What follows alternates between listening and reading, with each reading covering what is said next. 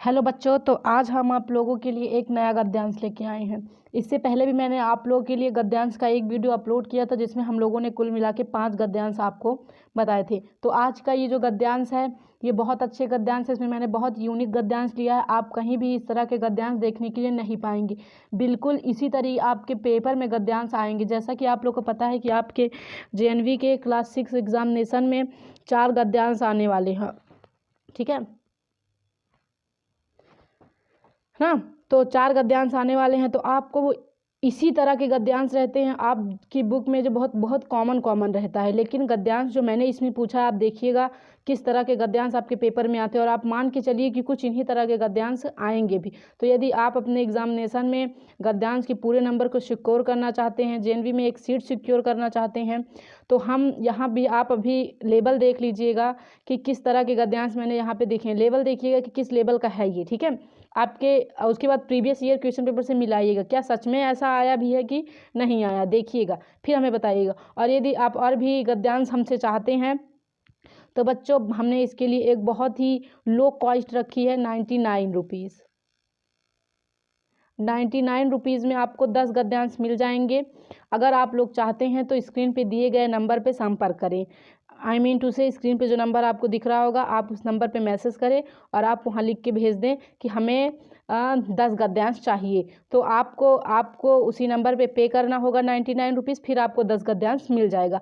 विश्वास भरोसा नाम की कोई चीज़ है, विश्वास करिएगा कि हमारे 100 रुपये ख़राब नहीं जाएंगे और हमें 10 गद्यांश मिल जाएंगे। और आप देखिएगा 10 गद्यांश आपके बिल्कुल JNV लेवल के हैं और आप समझ सकते हैं कि उसी में से कहीं से गद्यांश आपके पेपर में आने वाला है। तो चलिए सबसे पहले हम गद्यांश के बारे में चर्चा कर लेते हैं।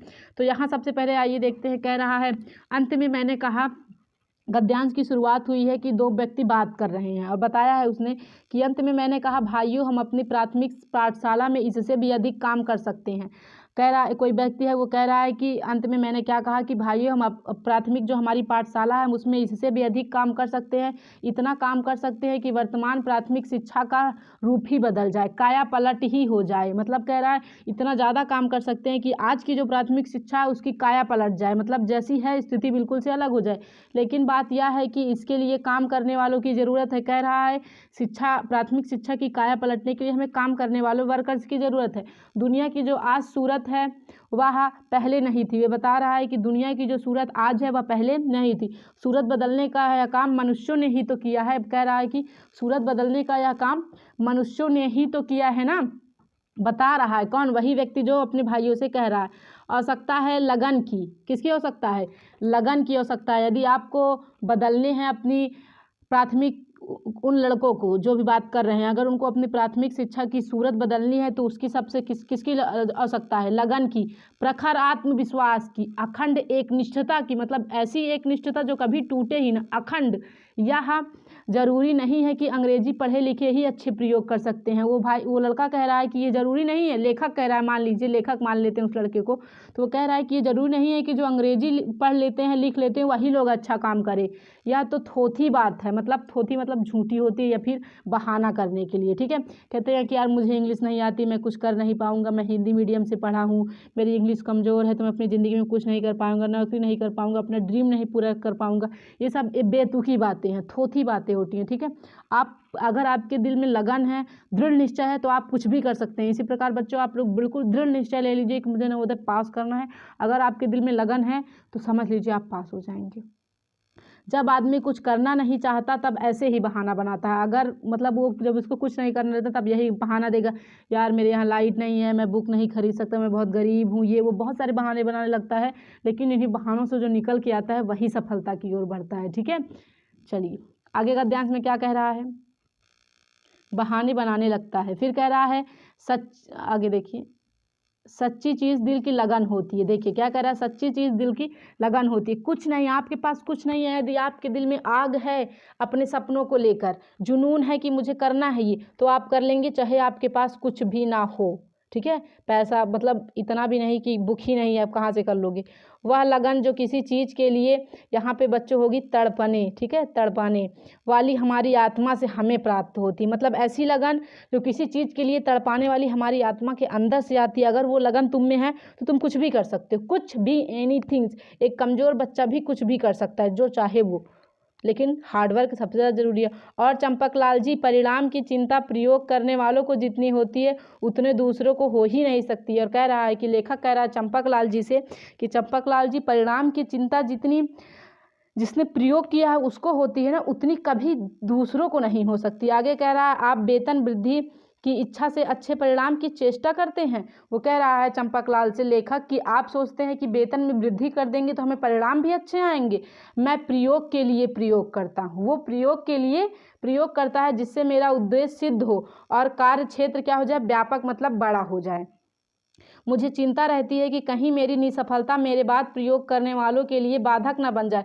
लेखक कह रहा है उसे इस बात की टेंस है कि कहीं उसकी जो निसफलता है, उसकी जो फेलियर है, वो उसके बाद जो लोग प्रयोग करेंगे उनके लिए क्या बाधक ना हो जाए। चलिए फिर अब अपने गद्यांश के क्वेश्चंस की ओर बढ़ते हैं। पहला क्वेश्चन आप लोग की स्क्रीन पे देखिए। पहला क्वेश्चन में क्या कह रहा है, किसी भी स्थिति को बदलने के लिए कैसे लोगों की जरूरत होती है। चलिए ऑप्शन पढ़ लेते हैं। वीडियो को पॉज करिए और जाके कमेंट फट से, वो उत्तर फट से कमेंट बॉक्स में करिए, ठीक है। कमेंट बॉक्स में आप कमेंट करिए, बताइए कि इसमें से कौन सा ऑप्शन सही होगा, ठीक है, अगर आपने गद्यांश को ध्यान से पढ़ा है तो। कह रहा है किसी भी स्थिति को बदलने के लिए कैसे लोगों की जरूरत होती है, जो निष्ठापूर्वक हर काम करते हैं। दूसरा ऑप्शन, जो अंग्रेजी भाषा जानते हैं, यदि देखिए अंग्रेजी भाषा जानते यहाँ चला आया, ठीक है। उसके बाद जो परिश्रम करते हैं, फिर जिसके दिल में लगन होती है, दिख रहा है कि नहीं, अब दिखेगा, जिसके दिल में क्या होती है, लगन होती है। तो बच्चों आपको बताना है कि ऐसा कौन, मतलब कि किसी भी स्थिति को बदलने के लिए कैसे लोगों की ज़रूरत होती है, आपके गद्यांश में क्या आया था। तो अगर जिन बच्चों ने गद्यांश को ध्यान से पढ़ा है उसमें आया था कि जिसके दिल में लगन होती है वह कुछ भी कर सकता है। मुझे अंग्रेजी नहीं आती, ये नहीं आती, वो नहीं आती, मेरे पास ये नहीं है, कुछ भी जो बहाना बनाते हैं ये सब थोथी बातें है ना। तो आप लोग गद्यांश में आइए, मैं आपको दिखा देती हूँ कि कहाँ पे था। देखिए ये कह रहा ना, वह लगन जो किसी चीज़ के लिए तड़पाने वाली हमारी आत्मा से हमें प्राप्त होती है ना। कह रहा ना कि लगन चाहिए, कह रहा है सच्ची दिल में क्या होनी चाहिए, लगन होनी चाहिए, ठीक है। चलिए अगला क्वेश्चन देखते हैं। अगले क्वेश्चन में कह रहा है अंग्रेजी पढ़े लिखे ही अच्छे प्रयोग कर सकते हैं, यह कथन आप बताइए। इसका उत्तर मैं आपके ऊपर छोड़ूंगी क्योंकि आप लोग अपने मैं आपकी मानसिकता देखना चाहती हूँ कि आप लोग क्या उत्तर देते हो। क्या आप लोग अभी मानना है कि जो लोग अंग्रेजी पढ़े लिखे हैं वही सब कुछ कर सकते हैं, जिनको अंग्रेजी नहीं आती, जो लिख नहीं पाते, पढ़ नहीं पाते, क्या वो कुछ नहीं कर सकते? इसका उत्तर आप देंगे, इससे आपकी मानसिकता का पता चलने वाला है। तो आप इसका उत्तर कमेंट बॉक्स में दीजिए कि अंग्रेजी पढ़े लिखे ही लोग प्रयोग कर सकते हैं। 4 ऑप्शन आपके सामने है। सही हो सकता है, मतलब अभी इसको डाउट भी है कि हो सकता है ना, सकता, कैन। उसके बाद सही है, मतलब सही है कि केवल जो अंग्रेजी पढ़ेगा वही काम कर पाएगा सही से, या फिर भाषिक पूर्व ग्रहों से ग्रसित है, ठीक है, या फिर अंग्रेजी की महत्ता को दर्शाता है। इसका उत्तर आप हमें कमेंट बॉक्स में देंगे। चलिए इसी तरह के क्वेश्चन आपके जनवरी में आए हैं, उठाइए तुरंत प्रीवियस ईयर क्वेश्चन और देखिए क्या कुछ गलत है इसमें। देखिए सब ऐसे ही आता है। कह रहा है उपयुक्त अनुच्छेद में सूरत का क्या अर्थ है। देखिए यहाँ पे सूरत की जा रही है उनके प्राथमिक स्कूल को बदलने की बात है ना। तो यहाँ पे जो सूरत बदल रहे हैं वो लोग, तो अगर हम प्राथमिक स्कूल की सूरत बदल देंगे, इसका मतलब कि उसकी स्थिति में परिवर्तन आएगा। किस में आएगा, स्थिति में परिवर्तन आएगा। कुछ बच्चों का मानना होगा कि सूरत का अर्थ तो काया होती है, रूप होता है ना। ठीक है, बिल्कुल होता है, लेकिन इस गद्यांश के लिए क्या स्कूल का रूप नहीं, स्कूल की स्थिति बदल जाएगी। जो शिक्षा लोअर थी अब वो हाई हो जाएगी। जो बच्चे जमीन पे बैठ के पढ़ते थे अब वो बेंच पे बैठेंगे। पहले टीचर कॉपी पे बताता था, अब बोर्ड पे बताएगा ना। तो इसकी स्थिति में क्या हो जाएगा, परिवर्तन। तो सूरत का जो अर्थ होगा वो क्या होगा, स्थिति। अगला क्वेश्चन देखिए कि लेखक का क्या उद्देश्य है। इस गद्यांश के थ्रू लेखक आपसे क्या कहना चाहता है, उसका क्या उद्देश्य है कि लोग काम करें, लोग प्रयोग करें, बाधाओं को समाप्त करने का और स्थितियों में बदलाव लाने का। तो इसमें जो लेखक कहना चाहता है उसमें उसने इस गद्यांश में जो उसने समझाया वो यही कि लोग क्या करें, प्रयोग करें। क्या करें, प्रयोग करें, किसी भी चीज़ को एक्सपेरिमेंट करके देखें, ठीक है। चलिए आगे देखते हैं। कह रहा है सामान्यतः लोग अच्छे परिणाम क्यों चाहते हैं, बताइए। जो जनरली लोग होते हैं पीपुल्स, वो अच्छे परिणाम क्यों चाहते हैं? दुनिया को बदलने के लिए, धन अर्जन के लिए, प्रयोग की सफलता के लिए और अपनी प्रतिष्ठा के लिए। बताइए कि जो लोग अगर प्रयोग करते हैं तो वो क्यों चाहते हैं कि हमें अच्छा परिणाम मिले, ताकि उन्होंने जो प्रयोग किया उसको क्या मिल जाए, सफलता मिल जाए। जैसे आप जेएनवी का पेपर दे के आएंगे, आप सोचेंगे यार काश मतलब आप सोचे कि मेरा अच्छा नंबर हो। क्यों चाहते हैं आप अच्छा नंबर हो? ताकि आप जेएनवी के पेपर एग्जाम, एंट्रेंस एग्जाम में क्या हो जाए, सफल हो जाए और आप जाके जेएनवी में पढ़ सके। तो ये थे पहले गद्यांश के 5 क्वेश्चन। अब हम चलेंगे दूसरा, देखिए अवतरण दूसरा। चलिए फिर इसे भी पढ़ लेते हैं। देखिए कह रहा है मैंने कहा आज आप केवल छमाही और सालाना परीक्षा लेते हैं, इसके बदले मासिक परीक्षा लेना शुरू कीजिए। वैसे भी आज हमारे यहाँ केवल छमाही और क्या होती है, सालाना मतलब साल भर में, छमाही मतलब 6 माह में। तो कह रहा है कोई लेखक कह रहा है कि मैंने कहा, लेखक किसी और से कह रहा है मैंने कहा कि आज आप केवल छमाही और सालाना परीक्षा लेते हैं, आप इसके बदले मासिक परीक्षा, मासिक यानी 1 मंथ में जो हो, परीक्षा लेना शुरू कीजिए। यदि विद्यार्थियों के लिए परीक्षा की कसौटी पर कसा जाना आवश्यकता ही है तो परीक्षा का जितना विशेष परिचय उसे होगा उतना उसका त्रास घटेगा। देखिए कह रहा है कि तो परीक्षा का जितना विशेष परिचय उसे होगा उतना उसका त्रास मतलब डर होता है, ठीक है। अति परिचय से त्रास भी सहन करने योग्य बन जाता है, मतलब जितना ज़्यादा वो परिचय देगा उतना ज़्यादा उसका डर क्या होता जाएगा, दूर होता जाएगा। दूसरे कमज़ोर विद्यार्थियों को जगाने के लिए, देखिए पढ़ते हैं इसको, कह रहा है कि दूसरे कमज़ोर विद्यार्थियों को जगाने के लिए तथा उनकी कमज़ोरी का पता लगाने के लिए ली जाए, क्या, परीक्षा की बात कर रहा है कि जो विद्यार्थी हैं उनकी कमज़ोरियों का पता लगाने के लिए आप क्या करिए, मासिक परीक्षा कराइए। मासिक मतलब 1 माह में, पहले होता था अभी नहीं होता है। तीसरे, जिन विद्यार्थियों को विश्वास हो कि वो अपने विषय को जानते हैं उन्हें परीक्षा से मुक्त रखा जाए। और ये कह रहा है कि मासिक परीक्षा कराइए, लेकिन जिन बच्चों को लगता है कि उन्हें अपने ऊपर विश्वास है कि यार मुझे ये सब्जेक्ट आता है, तो आप उन्हें परीक्षा से मुक्त रखिए, फ्री करिए। वैसे जेएनवी में आज भी मासिक परीक्षा चलती है जिसको यूनिट टेस्ट कहते हैं। अगर आप पास कर लेंगे, जब वहाँ पे जाएंगे ना, तो आपको देखने के लिए मिलेगा सब चीज़, अभी तो केवल ख्वाब है।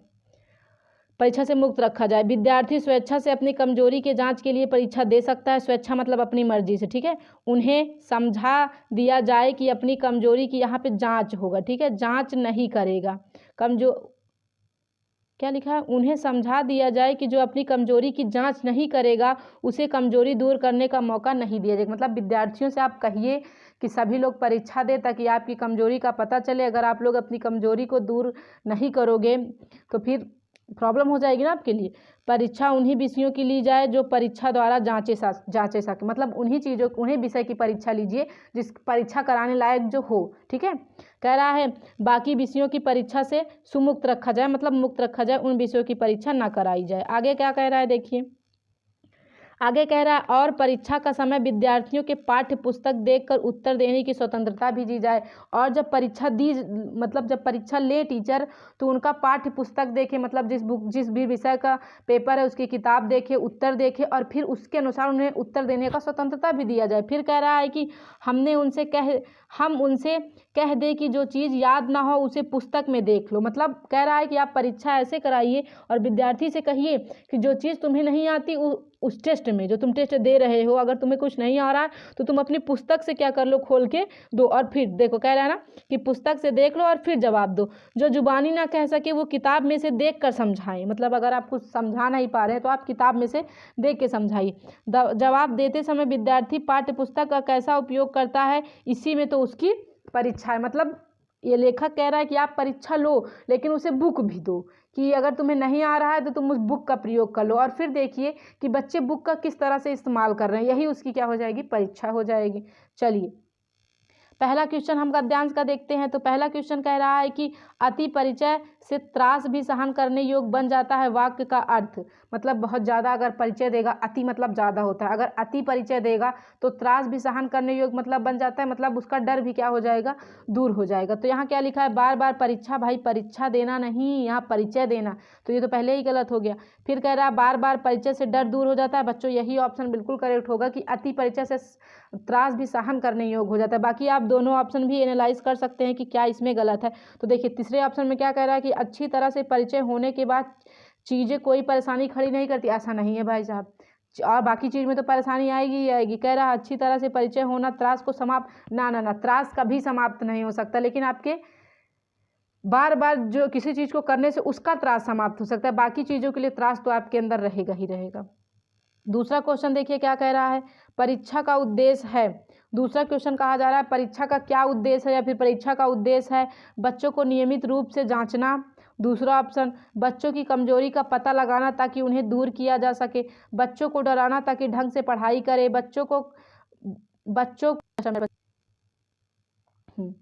कह रहा है बच्चों को कसौटी पर कसना। तो आप बताइए कि परीक्षा का क्या उद्देश्य है। इस गद्यांश में जो लेखक कहना चाहता है वो कहना चाहता है कि आप बच्चों की कमजोरी का पता लगाइए तथा उन्हें दूर करने की भरपूर कोशिश करिए। तो सेकंड नंबर ऑप्शन क्या हो जाएगा हमारा, बिल्कुल राइट हो जाएगा। चलिए अगला क्वेश्चन देखते हैं। थर्ड नंबर क्वेश्चन ये रहा हमारा।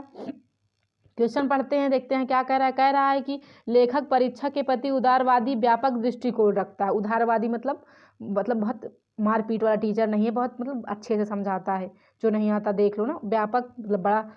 यह अनुच्छेद किस वाक्य से पता चलता है, बताइए कि जो लेखक है वो बहुत उदारवादी है, मतलब बहुत उदारवादी मतलब दयालु समझ सकते हो। व्यापक मतलब बड़ा दृष्टिकोण, मतलब बहुत बड़ी सोच रखता है ना। तो यह अनुच्छेद के किस वाक्य से पता चलता है। इसके बदले मासिक परीक्षा लेना शुरू कर दें। परीक्षा के समय विद्यार्थियों को पाठ्य पुस्तक दे के उन्हें उत्तर देने की स्वतंत्रता दी जाए। बाकी दो ऑप्शन भी देख लेते हैं। कह रहा है बाकी दो ऑप्शन परीक्षा को जितना विशेष परिचय दे उतना ही उसका त्रास घटेगा। अगर आप सही मायने में देखें तो ये तीनों ही बातें उसके व्यापक दृष्टिकोण को दर्शा रही हैं। कि वो कह रहा है कि आप जो छमाही और सालाना करते हैं उसको पहली बात मासिक करिए। फिर उसने एक बात और एक अपनी दृष्टिकोण के बारे में एक बात ऐसे भी हमें दिखा दी कि आप विद्यार्थियों की परीक्षा कराइए लेकिन उन्हें पाठ्य पुस्तक दे दीजिए, मतलब उसके उत्तर देख के लिखो तुम, ठीक है। फिर कह रहा है कि परीक्षा में जितना परिचय होगा उससे उतना उसका त्रास घटेगा। वो जितनी ज़्यादा परीक्षा देगा उतना उसका डर खत्म हो जाएगा। और किसी भी चीज़ की आप तैयारी करिए, जितने ज़्यादा आप मॉक टेस्ट लगाएंगे उतना ज़्यादा आपका डर कम हो जाएगा, ठीक है। तो इसका उत्तर जो होगा वो इनमें से सभी होगा कि इन तीनों ऑप्शन से पता चलता है कि जो लेखक है वो उदारवाद एवं व्यापक दृष्टिकोण का है। चलिए अगला क्वेश्चन देखते हैं। चौथा नंबर क्वेश्चन देखिए हमसे क्या कह रहा है कि लेखक पाठ्य पुस्तक देखकर उत्तर देने की स्वतंत्रता की बात करता है, क्योंकि ऐसा लेखक ने क्यों कहा। यह सर्वश्रेष्ठ नीति है, पता नहीं। नीति मतलब उपाय होता है कि ऐसा मतलब ये सर्वोत्तम है, अगर आप यही करेंगे तभी बच्चे सीख पाए। दूसरा, इससे बच्चों की पढ़ने की कुशलता का पता चलेगा। इससे परीक्षा में भयमुक्त वातावरण बनेगा। इससे बच्चों की कुशलता, देखते हैं ऑप्शन, का पता चलेगा। इससे बच्चों की कुशलता का पता चलेगा और समझ का पता चलेगा कि वे पाठ्य पुस्तक का कैसा प्रयोग करते हैं। हाँ बच्चों यही होगा, इसीलिए लेखक ने कहा था कि बच्चों को जो उत्तर नहीं आए उसे कह दे बुक से देखे, पता चलेगा वो लिख कैसे रहा है, क्या उसने किया कैसे ना। तो उसे उसकी पाठ्य पुस्तक से उत्तर खोजना है, उसकी परीक्षा हो जाएगी। तो चौथा नंबर ऑप्शन उसका करेक्ट हो जाएगा। पांचवा और आखिरी क्वेश्चन इस पूरे वीडियो का, ठीक है, मैंने 2 ही गद्यांश इसमें रखे थे। कह रहा है लेखक के अनुसार विषयों की जाँच के लिए, अगर विषयों को जांच करनी है तो हमें क्या करना चाहिए। परीक्षा एकमात्र साधन है, ये पहला ऑप्शन है। परीक्षा के अतिरिक्त और भी तरीके होते हैं। छमाही परीक्षा का आयोजन अनिवार्य है। चौथा ऑप्शन कह रहा है मासिक परीक्षाओं का आयोजन अनिवार्य है। ये जस्ट अ मिनट बच्चों, इसको यहाँ कर देते ताकि आप लोग को दिखे ना। देखिए पहला ऑप्शन ये था कि परीक्षा एकमात्र साधन। दूसरा, परीक्षा के अतिरिक्त और भी तरीके हैं। तीसरा, छमाही परीक्षाओं का आयोजन अनिवार्य है। मासिक परीक्षाओं का आयोजन अनिवार्य है, ठीक है। तो लेखक के अनुसार अगर विषयों की जांच करनी है कि किस विषय में बच्चा कितना कमजोर है, कितना पकड़ है, कौन तेज कौन धीमा है, तो उसके लिए आपको मासिक परीक्षाएं आयोजित करवानी चाहिए। तो ये रहा इस गद्यांश के बारे में जो कि मैंने आपको पूरा बता दिया। तो आई होप आपको दोनों गद्यांश समझ में आए होंगे दोनों के। और मैं बच्चों आपको यकीन दिलाती हूँ कि इसी तरह के गद्यांश आपके आते भी हैं पेपर में। बिल्कुल सिंपल नहीं आता कि आपको डायरेक्ट गद्यांश में उत्तर मिल जाए। थोड़ा सा आपको सोचना पड़ेगा कि यार गद्यांश में ये बात कहना चाह रहा है लेकिन इस भाषा में नहीं कही गई है, ठीक है। नहीं तो आप प्रीवियस ईयर के क्वेश्चन पेपर उठा के देखो क्या ऐसा है कि नहीं है। उसमें भी डायरेक्टली क्वेश्चन गद्यांश, ऐसा क्वेश्चन नहीं पूछता जो आपको गद्यांश में डायरेक्टली लिखा हुआ मिल जाए, इनडायरेक्टली लेकिन गद्यांश में उत्तर है। तो आई होप आपको ये दोनों गद्यांश अच्छे लगे होंगे। अगर और भी गद्यांश आप चाहते हैं तो दिए स्क्रीन पे दिए जा रहे नंबर पे आप संपर्क करें। उस पर आपको बहुत एकदम लोएस्ट प्राइस हमने रखा है। ताकि बच्चों को प्रोवाइड किया जा सके। ठीक है, बाकी और भी आप चाहते हैं कि हमें 20-30 चाहिए तो आप भेजें, पता आपको मतलब लोएस्ट प्राइस में आपको सारी चीज़ें प्रोवाइड करा दी जाएगी। ठीक है, तो होप कि आप लोग को वीडियो अच्छा लगा होगा, और जो भी प्रॉब्लम होगी आप कमेंट बॉक्स में कमेंट करिए। और बाकी अभी मैं इसी तरह के कम से कम 3 गद्यांश आपको और प्रोवाइड कराऊंगी। 5 गद्यांश आप देख लीजिए किस तरह के हैं, फिर आपकी इच्छा होगी तो आप गद्यांश को परचेस कर लीजिएगा। स्क्रीन पे दिए जा रहे नंबर से आप संपर्क करके आप गद्यांश को खरीद के और अच्छे से अपनी तैयारी को मेंटेन कर लीजिएगा, ताकि आपका कम से कम 25 नंबर सिक्योर हो जाए, वो कहीं ना जाए। इसी तरह आप रीजनिंग में भी कर लीजिएगा, मैथ में भी आप लोग के लिए आएगा, बच्चों इंतज़ार करना। मैथ का भी आप लोग के लिए पीडीएफ तैयार है, बस आप लोगों के पास आने ही वाला है। उसके लिए भी एकदम लोएस्ट प्राइस ही रखा जाएगा, या फिर रखा गया है। ठीक है, आप लोग को बहुत जल्द वो भी मिल जाएगा, इंतज़ार करिए। चलिए फिर मिलेंगे अपने अगले वीडियो में अगले पॉइंट को लेकर। जय हिंद, वंदे।